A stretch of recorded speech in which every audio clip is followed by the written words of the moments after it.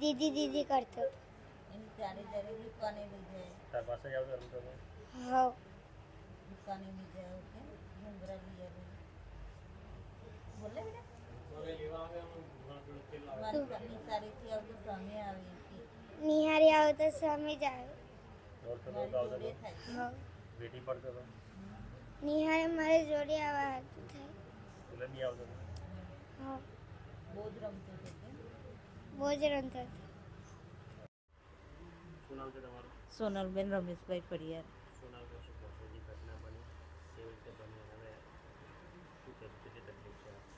તકલીફ તો હોય જ ને ઘરમાં. હવે અમારા એના પપ્પા ઘરમાં રહ્યા નથી. હવે એકલું એકલું રહેવાનું અમારે. આ ઘરમાં કોઈ માણસ જ નથી એવું લાગે છે. દીકરો નથી, દીકરી નથી, એના પપ્પા નથી.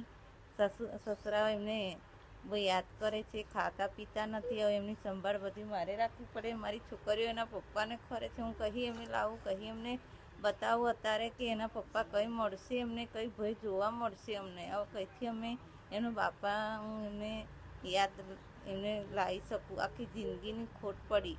રક્ષાબંધન બી આવે છે. હા, રક્ષાબંધન આવે છે. એમની બહેનો બી રડે છે. એમની બહેનો બી કે મારો ભાઈ હવે મને જોવા નહીં મળ્યો. હું કહી લાવું પણ બહેનોને આશ્વાસન આપું છું કે ભાભી છે હવે તમારે બધું મારે અમે જોવાનું. હું બોલાવીશ એમને. એમના ભાઈ નથી રહ્યા પણ મારે એમને બોલાવવા પડશે.